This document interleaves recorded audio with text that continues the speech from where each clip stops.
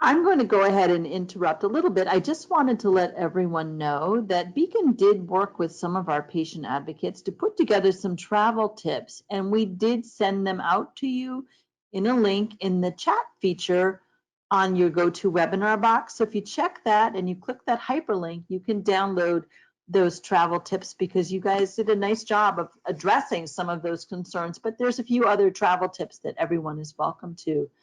And I would like to open it up to some questions from the audience. Remember, if you do have a question, please submit it in the question box and we will try to get to as many as we can. The first question, and this might be a question for you, Jocelyn, what can I do to prevent a buildup of blackish material in my leg bag? It looks like mildew or mold, looks terrible, and shows up after a few days. Can you comment on that? A lot of times what we've suggested is basically, I guess, is it a one piece or a two piece? For with a two piece, we've heard that before, and it could be maybe some of the diet or maybe the medication. A lot of the patients have decided basically to use a solution of maybe 1/3 vinegar and 2/3 water and rinse the pouch. And the feedback from that is that that has helped some of the patients with that problem. So another comment is, please talk about the discoloration surrounding the stoma, not obviously skin damage that you've already talked about, but just a dark halo. Is that common? For some patients, that is common. What you really want to be worried about, basically, and I guess my question would be, how long has that person had the ostomy? My patients that sometimes have that, they're like maybe 3 or 4 years out. And one patient that had the dark halo, she was wearing convexity, and basically it was basically too tight. We basically modified, we went to a lighter convexity as opposed to the deeper convexity that she was in. So dark halos basically could mean that the convexity that they're in is too deep. And I'm not sure if this patient is wearing convexity or not, but that's normally when we see the dark halos. It's basically the appliance that has convexity. And so we just move them to a lighter convexity. Question, can you go into a hot tub wearing a pouch? How does that affect the seal? It probably won't last as long. I have swimmers, so when they, as opposed to getting 4 or 5 days, they might get 3. A hot tub, now remember, the appliance or the wafers basically adhere because of warmth. If you're sweating a lot, basically you would have to change your pouch maybe just a little more frequently. So if you're going into a hot tub a lot, then possibly your appliance is only going to last 3 days as opposed to your normal wear time. That's what we found in the past. And so that's what we tell our patients. Even bathing, for those of our patients who like to actually just have those Calgon moments, we normally tell them to have your Calgon moment on the day that basically you're going to change your appliance. So it will affect your wear time because of the heat element of product. I actually do the hot tub, steam room, and sauna every time I'm at the gym, and I have no issue at all. You don't have any issues, Daryl? No, and I'm normal 3 to 4 days change time. Okay. So basically, then it's an individual thing. The patients, some of my patients, basically their wear time decreases anywhere from 2 or 3 days. Daryl, you still have the great wear time. So I think what's going to have to happen is that patient, that person, basically will have to just try it and then see what happens with their wear time. So we have a number of questions coming in, and hopefully we'll get to as many of them as we can. We'll stay on a little bit longer. So the next question I have is it possible for me to injure my stoma? If so, how? And how can I protect my stoma? It is possible to injure the stoma. Basically, there are some stoma caps, but basically, you have to be really rough. Nobody wants to be hit in the stomach. So I guess I'm asking, are you talking about playing sports, or are you just talking about normal hurting myself?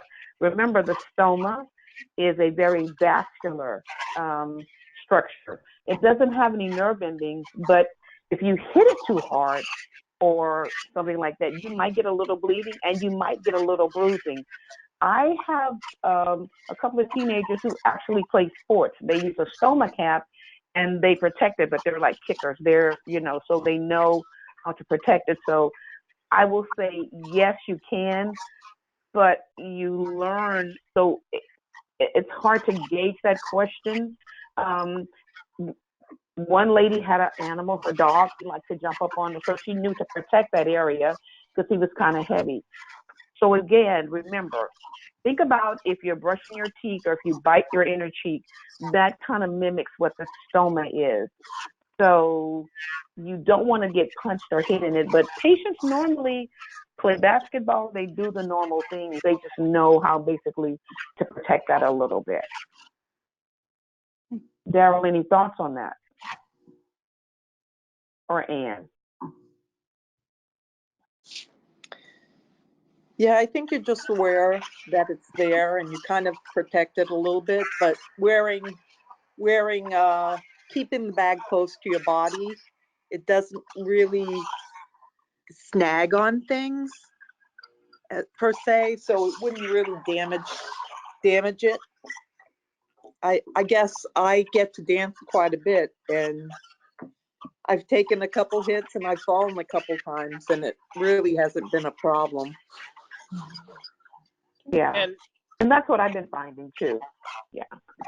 And I wear a stealth belt pretty much all the time, so that helps protect it a bit. Be careful when you're walking and turning corners and whatnot. That you're not going to bang into anything, but it's pretty much no different than before. Could one of you explain the difference between a one-piece and a two-piece? How do they work? The mechanism of what it's supposed to be works the same. A one piece, think of the one piece is that basically, and that's basically what we showed you, I think, except for the SciMed, but you couldn't really see it. A one piece means that the wafer, which sits next to your stomach, and the pouch are one. They're all in one.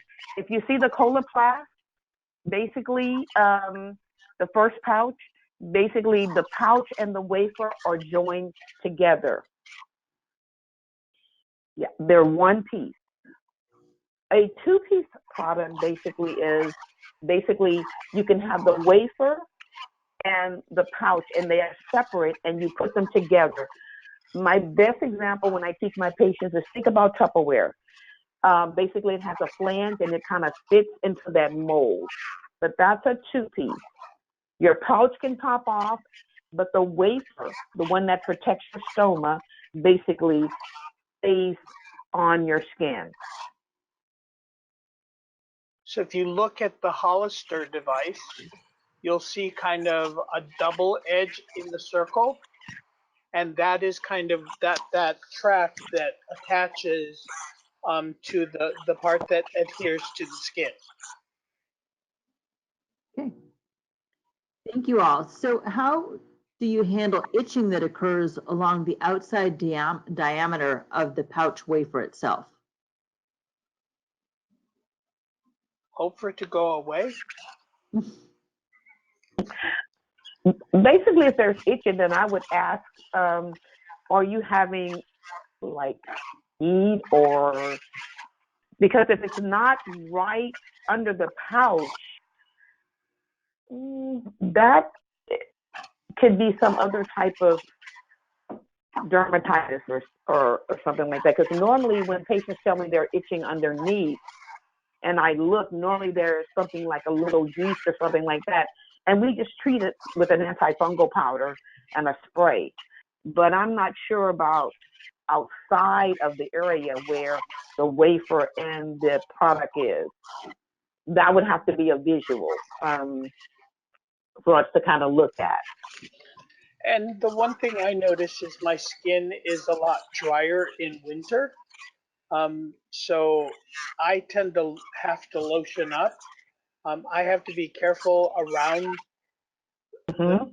the adhesive because you don't want any of that moisturizer getting under the adhesive. Right, because then your appliance won't stick. Right.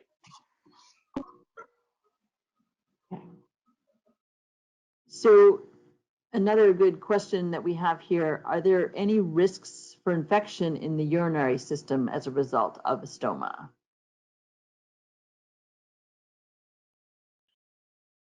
Not because of the stoma. Basically, again, if you're going to get a urinary tract infection, it's almost like when you had your normal stoma.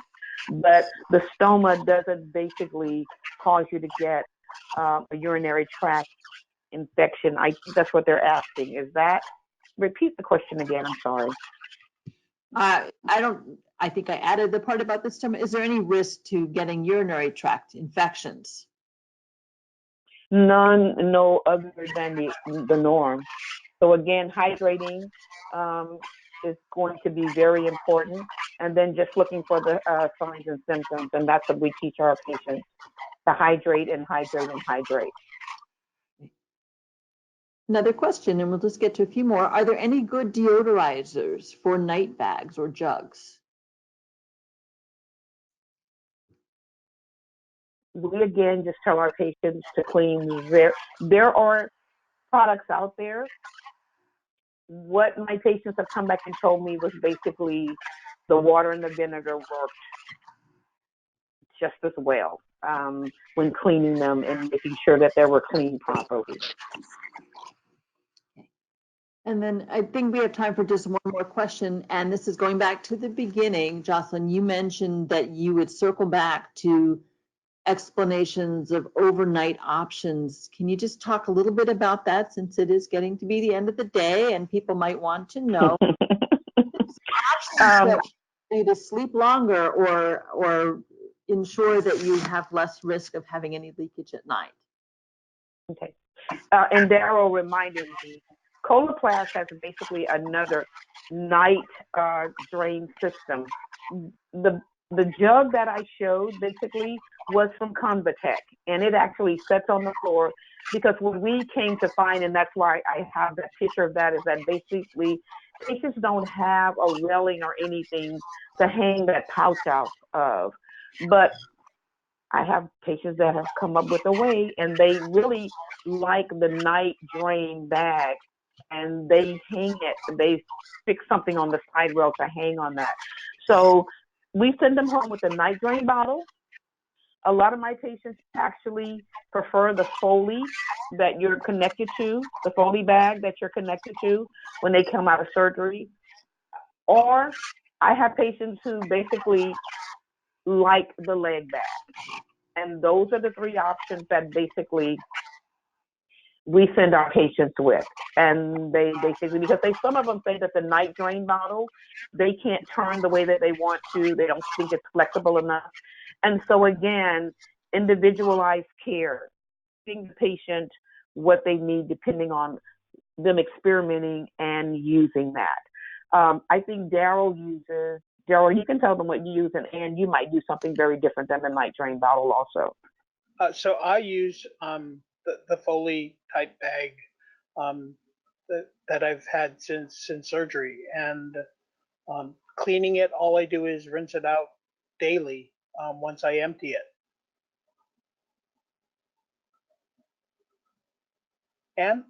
And I use the Convatec jug as pictured, because I can actually put it in a planter by the side of my bed when I'm not using it. So kind of stays covered. And then to clean it, I've managed to get from Edge Park, I get a cleaner called Uriclean, and I just Okay. squirt a little bit of that in the tubing, and it's a detergent and deodorant. And it works very well.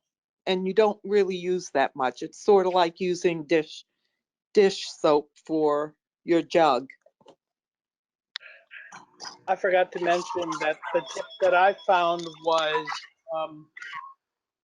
all I do is put a little tiny plastic um, cutting board with a handle hole and hang my bag from that between the box spring and the mattress. And that tiny little cutting board actually travels really well. And so that's part of my supplies when I travel.